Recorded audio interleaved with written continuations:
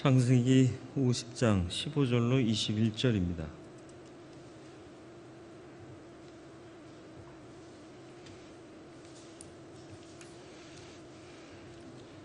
창세기 50장 15절로 21절입니다.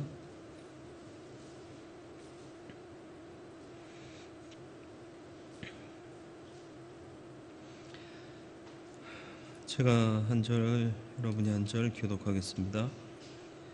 요셉의 형제들이 그들의 아버지가 죽었음을 보고 말하되 요셉이 혹시 우리를 미워하여 우리가 그에게 행한 모든 악을 다 갚지나 아니할까 하고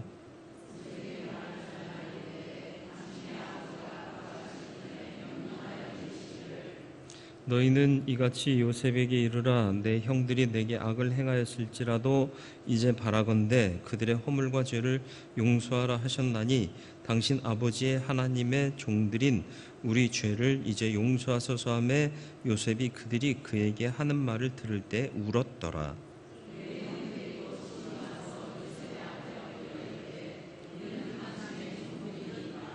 요셉이 그들에게 이르되 두려워하지 마소서 내가 하나님을 대신하리이까.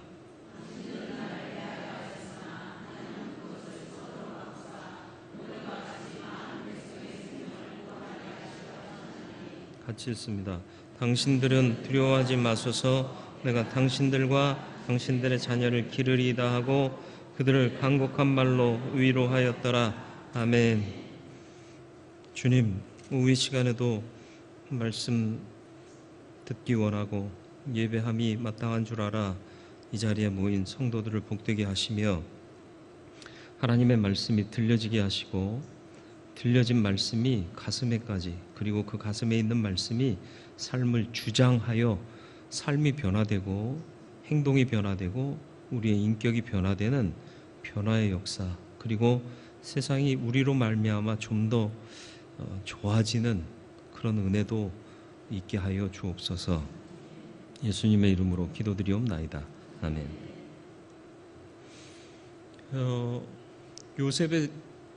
야곱의 장례식이 너무 성대하게 치러져요. 애굽의 고관들도 이 장례식에 참여하기 위해서 가나안 땅으로 다 갑니다. 애굽을 비워놓고요. 고센 땅은 더해요. 이스라엘 사람들이 정착한 고센 땅에는 아이들밖에 남지 않았다. 성경은 기록하고 있습니다. 물론 아이들만 남겨놨겠습니까? 이제 소년들하고 어린 아이들, 멀리 못 가는 아이들, 이런 아이들 두고 장례를 치렀죠. 야곱이 얼마나 위대하기에 이렇게 장례가 성대하게 치러졌을까요? 야곱이 위대해서가 아니라 요셉이 애굽의 총리였기 때문에 그렇습니다. 아들이 잘 돼야 부모의 장례도 비가번쩍해요. 그죠? 요즘 리무진 버스보다 더 긴 차에다가 관을 싣고 가고 보셨나요? 여러분의 육신이 거기에 실려가기를 소원하고 계십니까 혹시? 그게 다 무슨 소용이 있겠어요? 다 소용없어요. 근데 어쨌든 이렇게 성대하게 장례가 치러졌어요. 근데 문제는 이게 장례의 문제가 아니라 남겨진 사람들의 문제입니다. 항상 죽은 자는 오히려 믿고 죽으면 감사할 일이고 그렇지 않으면 안타까울 일이고 하나님이 판단하실 일이고 그죠? 남은 사람의 목만 있는 거예요. 항상 장례식에서. 그래서 권면의 말씀을 줄 때는 고인에 대한 말보다는 남겨진 유족들에게 대해서 훈계하고 교도하는 말을 전해야 되는 거예요. 왜냐하면 그분은 어떻게 했었든지 인생 종료하셨거든요. 마치셨거든요. 나머지는 하나님 손에 맡겨지는 거고요. 이제 살아남은 우리는 어떻게 살아가야 할 것인가, 이걸 장례식에서는 배워야 하는 거죠. 어쨌든 이제 남은 사람의 몫인데 남은 사람의 몫이란 어떤 문제가 있을까요? 형들이 과거에 요셉에게 행한 짓거리와 요셉이 지금 갖고 있는 지위 때문에 생기는 문제가 발생한 겁니다. 옛말에 때린 놈은 다리를 뻗고 자도 맞는 놈은 다리를 아니 때린 놈은 다리를 뭐야 이 저기 써놨는데 이제 잠깐 중국 갔다 왔다고 한글을 못 읽네. 때린 놈은 다리를 못 뽑고 자도 맞은 놈은 다리를 뽑고 잔다. 이 속담이 있어요. 말이 맞나요? 요즘은 안 그런 것 같아요. 때린 놈이 발 뻗고 자고요. 맞은 놈이 다리를 못 뻗고 자요. 왜요? 너무 억울하거든요. 죽겠거든요. 미치겠거든요. 화가 나거든요. 그러니까 못 자요. 때린 놈은 이겼다 이거죠. 이 단순 논리가 우리의 전통 논리를 뒤집어 버리고 있어요. 그렇지 않습니까? 어른이 아이들한테 훈계해야 되는데 애들이 어른한테 화를 내면서 말을 해요. 미친 거 아니에요? 세상이 미쳐가고 있어요. 그런 거 못 느끼세요? 그걸 보면서 주님 나라 빨리 왔으면 좋겠다 그런 생각을 해요. 학교에서는 선생님이 애들을 가르쳐요? 애들이 선생님 가르쳐요? 근데 어쨌든 이 당시는 이 말이 적용될 수 있는 시절이었잖아요. 그죠? 때린 놈들이 이제 발을 못 뻗고 자는 거예요. 맞은 요셉은 아무렇지도 않은데. 요셉에게는 앙심, 분노, 억울함이 있었을까요? 요셉에게 앙심과 형들에 대한 나를 사지로 몰고 겨우 살려내서 한다는 짓거리가 노예로 팔았고요. 그래서 우여곡절 끝에 내가 총리가 됐잖아요. 내가 두고 보자 이런 마음이 있었을까요? 믿음은 감정을 이길 수 있는 힘이에요. 이거 없으면 믿는다고 말하면 사실은 안 되는 거예요. 근데 우리는 믿음으로 감정을 이기는 게 아니라 감정으로 믿음을 짓밟아요. 여러분 예수 믿는 믿음으로 많이 참으셨습니까? 덕스러운 모습을 드러내셨습니까? 불편하면 인상 굳어지잖아요. 기분 나쁘면 말 툭 튀어나오잖아요. 믿고 계세요? 믿고 있어요?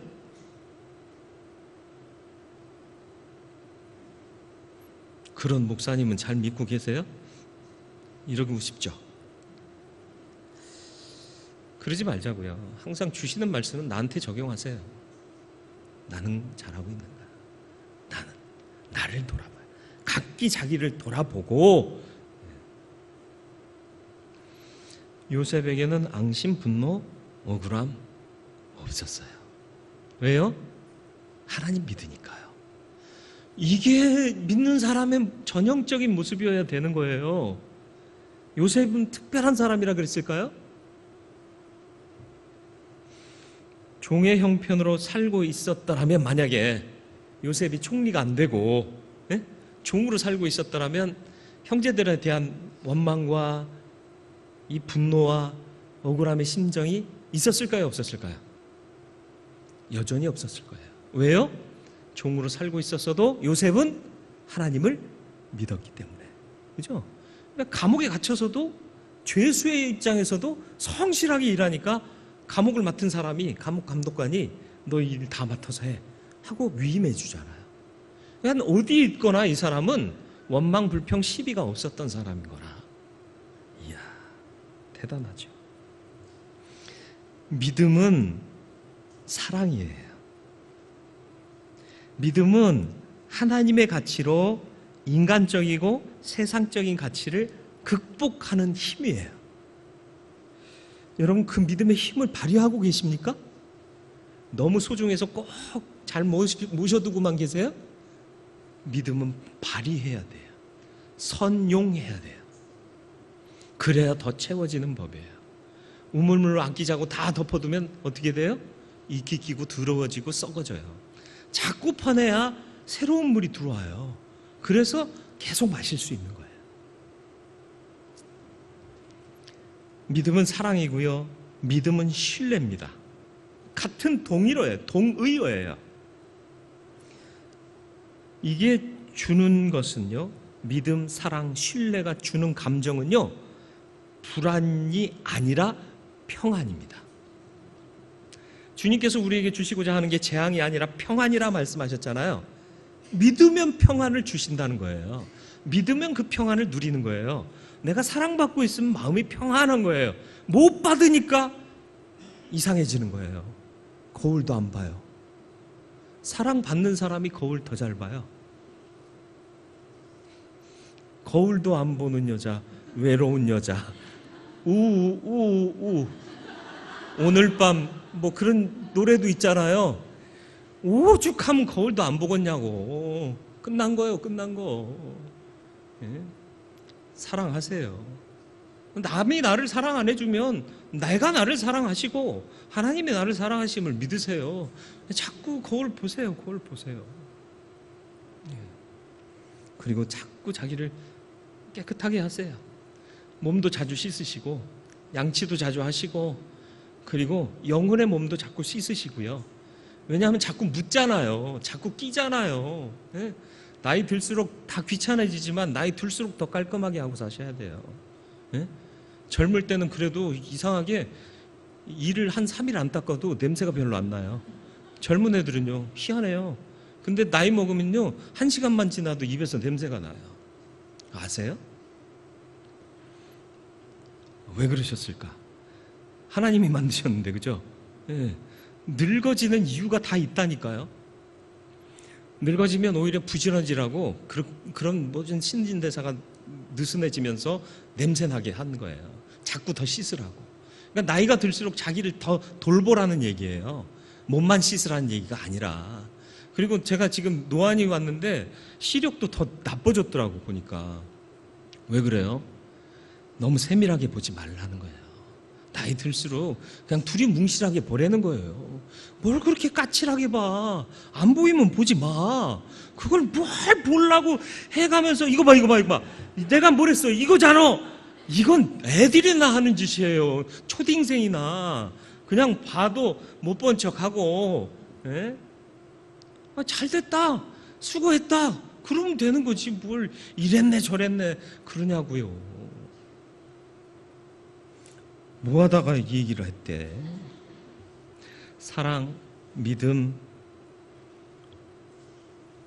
신뢰, 이게 주는 가치는 평안이어야 해요. 그래서 우리 교회가 좀 평안해졌으면 좋겠습니다. 그러려면 우리 모두가 이 마음 씀씀이 바로 잡아야 돼요. 내가 잘못한 거 있으면 미안해 그러면 되는 거고요. 예, 남이 잘했으면 잘했다 칭찬해 주면 돼요. 예. 항상 내 가치와 네 가치는 달라요. 그러니까 하나님의 가치가 우선돼야 되는 거예요. 제가 예전에 또 얘기하면 또 얘기한다고 그러실 거죠. 전교인 수련회를 준비하면서 다른 교회에 있을 때 거기는 1000명 가까이 되는 인원인데 단체 티를 맞추는데요. 누가 이거 싸고 질 좋다고. 그런데 의류업계에 있는 분이 보니까 이건 형편없는 거야. 내가 사면 그거보다 더 싸게 사. 그걸 어디서 했다고 그러냐고. 그래서 그럼 당신이 하지 그랬냐고. 지금 당신은 그거 하는 일을 맡은 사람이 아니라고. 당신 세상에서 그거 전문으로 업하는 사람이긴 하겠지만 우리 수련회 준비할 때는 이 사람이 그거 담당한 거니까 이 사람이 결정한 거 잘했다 박수치고 가면 된다고. 뭐 이런 거 갖고 싸우겠냐고. 당신이 그거보다 더 싸고 좋은 거 찾아내면 또 다른 사람은 더 싸고 더 좋은 거 찾아낼 수 있다고. 당신만 잘하는 줄 아느냐고. 확 하려다가 그렇게 확 하려다가 맡긴 사람에게 맡겨서 하시죠. 그리고 칭찬하시고 격려하시면 돼요 하고 권면을 했습니다. 성질 같아서는 그냥 확 네가 뭐 얼마나 잘났다고 이러면서 하고 싶은데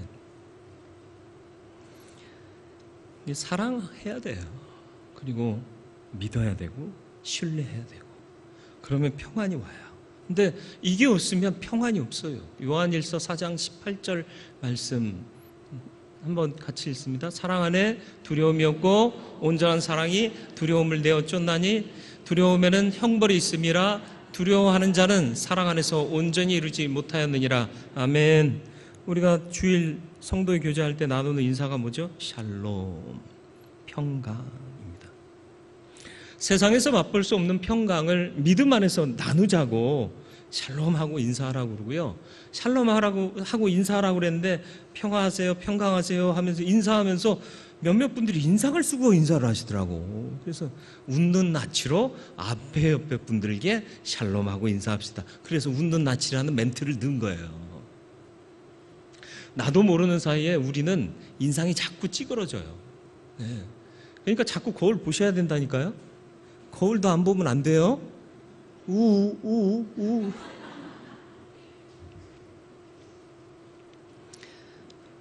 형들의 두려움은 요셉에 대한 신뢰가 없어요. 이놈이 하는 생각이 있죠. 근데 요셉은 형들 만나서 너무 행복한 거예요. 하나님이 이때를 위해서 나를 예비하신 거예요. 너무 감사해요. 그러니까 형들 의심할 이유가 없어요. 참 희한하죠? 의심하지 않는 사람은 막 감정이 아파서 정말 형들이 나에 대한 신뢰를 못하고 자기들이 두려워하고 있는, 형들이 두려워하고 있는 모습을 보면서 울었더라 그래요.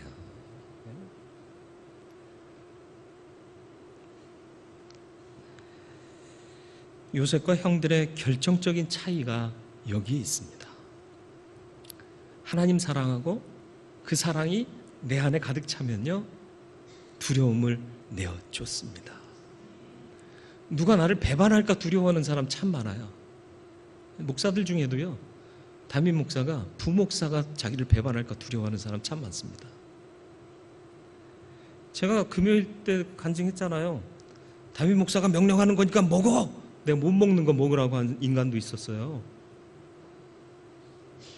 당해보셨어요? 당해보면 그 안에서 무슨 감정과 무슨 생각들이, 지금도 생각하면 욕이 나오려고 그래요. 근데 욕은 안 해요. 걱정하지 마세요. 왜냐하면 욕하면 똑같은 놈 되는 거니까. 왜 같은 주의 일을 하면서 의심해야 되죠? 불안해야 되죠?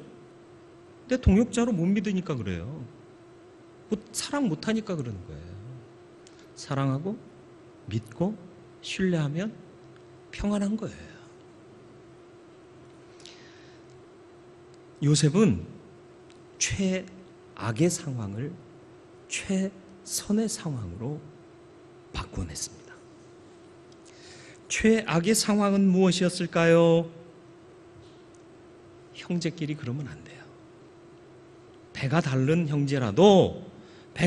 형제일지라도 한 피 받은 형제는 그러면 안 돼요. 근데 이놈들이 뭐 했다고요? 그랬다고요. 무슨 말인지 아시죠? 요셉의 형들이 한 짓을 보세요. 그건 짓이에요. 하나님이 주신 꿈, 요셉도 이제 지혜는 부족해요. 그걸 있는 그대로 얘기했잖아.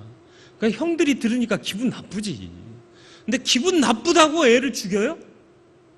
그 생각을 해요? 기분 나쁘다고 이놈을 노예로 팔아야 되겠어요? 이건 아니잖아요. 그죠? 결국 최악의 상황으로 만든 건 뭐죠? 우리의 기분이요. 우리의 감정이요.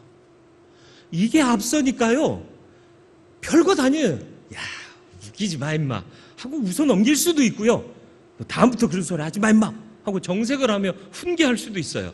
그런데 그 얘기를 듣고는 기분이 나쁘니까 이거 용납이 안 돼. 해소가 안 돼요.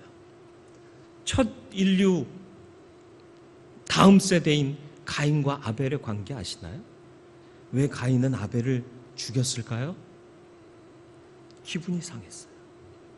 저놈 때문에 내가 인정 못 받는 거예요. 아, 왜 그래요?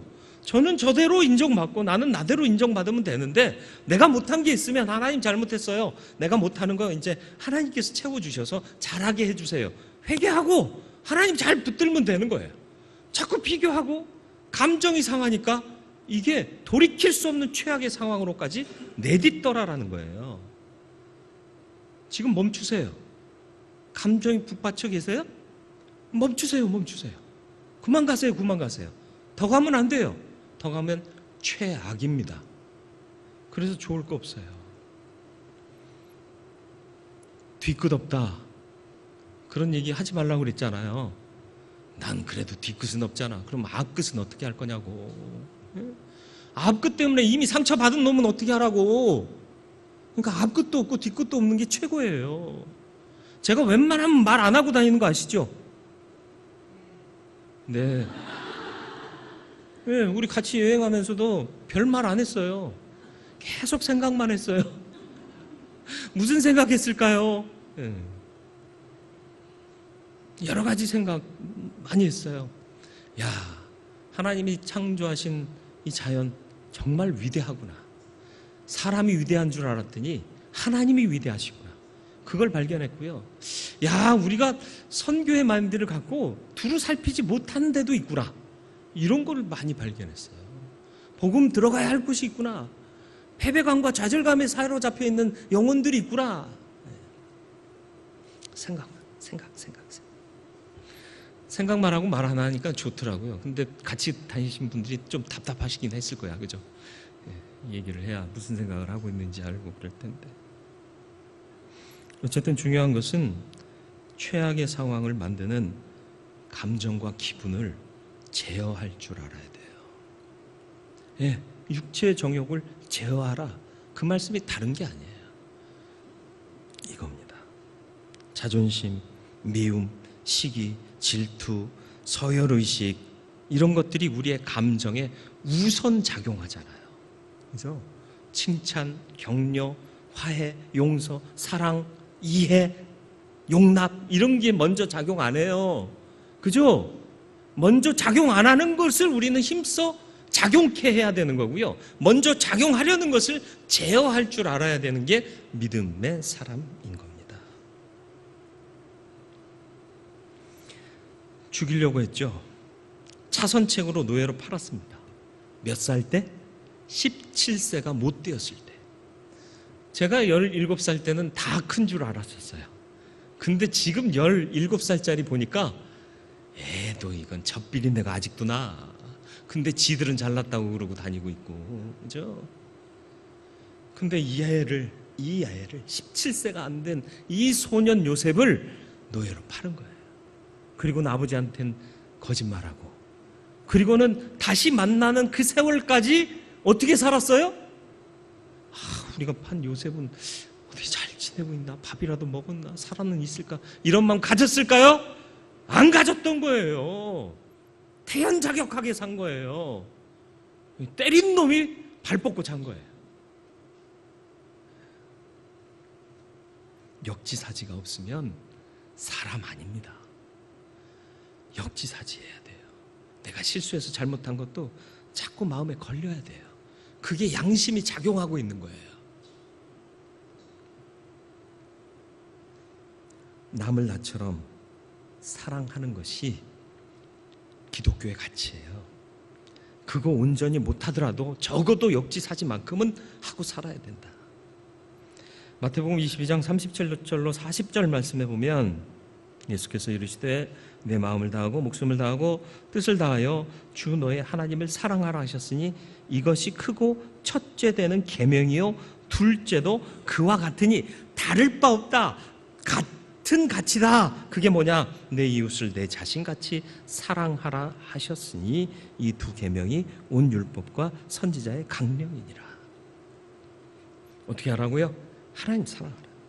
그리고 그와 같이 이웃을 사랑하라. 이 두 가지가 온 율법과 선지자의 강령이다. 믿음의 가치를 잃지 말아야 최악의 상황을 이길 수 있습니다. 감정이 달려가요. 멈추게 하세요. 감정이 가는 대로 내버려 두지 마세요. 그건 안 믿는 사람들이 하는 짓이에요. 믿는 사람들은 달려가는 감정을 막아야 돼요. 제어해야 돼요. 그리고 달려가지 못하고 주저앉아 있는 사랑, 용서, 이해, 납득, 권면, 칭찬, 이 감정들이 달려가게끔 만들어야 돼요. 최선의 상황은 어떻게 만들어지는가를 또 살펴볼 필요가 있습니다. 최악의 상황을 봤다면 이제는 최선의 상황이요. 최선의 상황은 어떻게 만들까요? 마음 곧게 먹고 또 잘 마음 다지고 그러면 되나요? 우리의 의지로 되는 건 없습니다. 끊임없이 기도하고 하나님의 뜻을 구해야 되는 거예요. 방법은 오직 하나님의 가치, 그것이 내 삶에 지배적으로 역사하도록 기도하고 구하는 수밖에 없어요. 그래서 주셔야 우리는 온전케 되는 거예요. 믿음, 사랑, 신뢰. 이것으로 모든 것을 최선으로 바꿀 수 있습니다. 기회가 없고 방법이 없다면 모를까, 있는데 행하지 않으면 안 되는 거예요. 용서, 화해, 평강, 위로, 소망, 이것이 바로 여기에서 비롯되는 것입니다. 위로받아야 할 자가 위로하고 있는 상황을 오늘 본문에서 보셨습니까? 21절을 보세요. 당신들은 두려워하지 마소서, 내가 당신들과 당신들의 자녀를 기르리다 하고 그들을 간곡한 말로 위로하였더라. 형들이 요셉 보고 간곡한 말로 위로하고 용서를 받았어야죠. 야, 얼마나 고생이 심했니? 응? 우리가 정말 잘못했다. 그래야 되는데 이들은 또 머리 굴리고 있어요. 머리 굴리던 놈은 계속 머리만 굴려요. 어떻게 하면 요셉한테 미움 안 사고 아버지가 얘기한 것처럼 꾸며서 얘기할까? 그래가지고는 사람 보내서 얘기하기를, 야곱이 살아 생전에 너희 형제들에게 화를 갚지 말라고 그랬다고, 그러라고 그랬다고 전하라고 그래서 제가 와서 이렇게 얘기하죠. 머리 굴리고 있잖아요. 근데 요셉은 어떻게 하고 있어요? 마음을 쓰고 있잖아요. 하나님이 주신 마음. 그 마음을 쓰니까, 그 말을 들으니까 기가 막히잖아요. 형들이 얼마나 불안에 떨고 있는지 그 마음이 느껴지잖아. 그러니까 울잖아요. 그리고 오히려 맞은 놈이 때린 놈을 간곡한 말로 위로하고 있는 거예요. 하나님의 역사를 바라보는 영적인 통찰력과 역사관이 우리의 눈에 열려지기를 바랍니다. 지금 안 돼요. 괜찮아요. 하나님이 반드시 그걸 재료로 선한 일 만드실 거예요. 아니, 뭐 이런 걸 다 해 그랬는데 지나고 나니까 있으니까 좀 편하네. 뭐 있는 것도 괜찮네. 이런 마음 든 적 있어요, 없어요? 자식들이 뭘 선물해 주면 고맙다 그러라고 저는 부모님께 가르쳐요. 부모님을 가르치는 아들이라 잘못되긴 했는데, 그래도 생각고 사왔으면 고맙다. 니들도 먹고 살기 힘들 건데 이런 걸 왜 사왔니? 할 수는 있어요. 근데 다음부터 이런 거 사오지 마라. 그러지 말라고, 그러지 말라. 물론 과도하게 비싼 걸 사갔으면은 그런 말은 하셔야 돼요. 이거 아니라도 더 유익하게 할 수 있는 것도 있고 아껴서 다른 데 쓰는 것이 바람직하다라고 판단되시면 그럴 수도 있어요. 근데 뭘 이런 걸 사왔냐? 그러고 마음에 안 들어도 받으라니까. 저는 아버지가 뭐 주면 어휴 고마워요 그러고 받는다니까요. 이게 모델이 옛날 모델이라도 구형 모델이라도 주시면 감사하게 받아요. 그래야 다음에 또 줘요. 이거 나 다 있어요 아버지, 이거보다 더 좋은 거 있어요 그러면서 꺼내봐. 아버지가 다음부터 줄까 안 줄까? 주려다가도 저놈은 나보다 더 좋은 거 있지 그러고 안 주잖아요. 뭐래도 챙기려면 그렇게 챙기세요.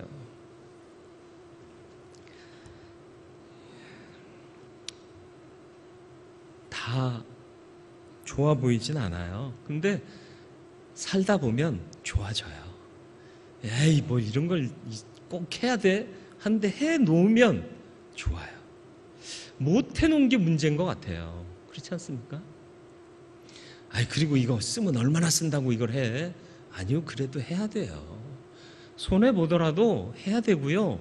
또 낭비인 것 같아 보여도 해야 될 거라고 생각하면 해야 되는 거예요. 중요한 건 내 마음대로 판단하지 말자고요. 인간 가치에 몰입되면 최선을 이루는 믿음의 능력을 행사할 수가 없어요. 오직 하나님, 성도, 천국, 주님 이런 가치를 바라보고 살 수 있는 저와 여러분들이 되길 바라요. 하나님의 은혜, 하나님의 사랑, 하나님의 섭리, 이걸 요셉은 인정했어요. 그러니까 형들한테 안 갚으면 싶은 마음이 있었다 없었다? 있긴 있었나 봐요. 그죠? 얘기하는 거 보니까. 아니 제가 잘못 읽었나요? 19절 말씀 보니까 요셉이 그들에게 이르되 두려워하지 마소서 내가 하나님을 대신하리이까. 하나님이 옳고 그름 판단하실 텐데 내가 대신하겠느냐 이런 말을 해요.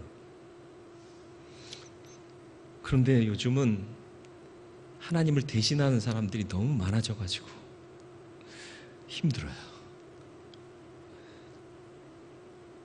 깊이 생각하고 질문할 부분이에요. 난 하나님을 대신하고 있지는 않은가? 하나님께서 함께 하시면 악을 선으로 바꾸셔서 많은 생명을 구원하게 하십니다. 19절부터 20절을 우리 같이 한번 읽겠습니다. 요셉이 그들에게 이르되 두려워하지 마소서, 내가 하나님을 대신하리이까. 당신들은 나를 해하려 하였으나 하나님은 그것을 선으로 바꾸사 오늘과 같이 많은 백성의 생명을 구원하게 하시려 하셨나니. 아멘. 억울했어요. 가슴이 찢어지도록 아팠어요. 그런데 그게 하나님이 위대한 일을 이루시기 위해서 내게 주셨던 과정이었던 거예요. 지날 때는 아팠는데 지나고 나서 보니까 하나님께서 이 선을 이루시기 위해서 잠시의 아픔을 내게 주셨구나.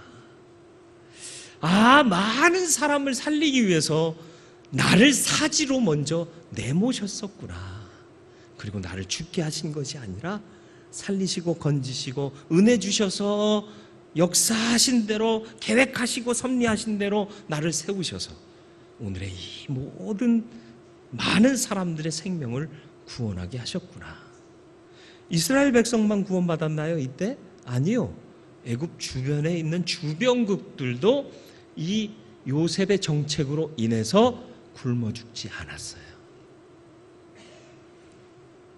최악을 최선으로 오해하고 계시진 않습니까? 최악의 일을 하면서 감정이 시키는 대로 하면서 나는 최선이다, 난 이렇게밖에 할 수 없다라고 착각하고 계시지는 않습니까? 그러지 마시길 바라요. 욕망은 제어하시고 선한 덕들은 달려가게 하셔야 됩니다. 최선은 다름 아닌 하나님의 은혜로 말미암습니다. 늘 은혜 안에 살아가시길 바라고 믿음 더욱 굳세게 하시고 주의 사랑 굳게 붙드시고 신뢰하시고 하나님을 신뢰하시고 그 주신 마음으로 용서하고 평강의 역사를 일구어 가는 하나님의 사람이 되시기를 주님의 이름으로 축원을 드립니다. 우리 대원교회가 먼저 시작하면 돼요. 그러면 한국 바뀝니다. 한국만 바뀌겠어요? 세상이 바뀌죠. 우리가 못하고 있으니까 안 되는 거예요. 남들 손가락질 할 필요 없어요. 저는 큰 교회 기대 안 합니다. 다른 교회 기대 안 해요. 저는 어디만 기대해요? 왜 대운교회? 왜요? 하나님이 보내시고 세우셨으니까. 그죠? 우리부터 시작하면 돼요. 그럼 하나님 나라에서 우리가 큰 교회 될 거예요. 규모가 커서가 아니라 정말 하나님이 원하시는 가장 중요한 일을 행한 교회가 될 것이기 때문에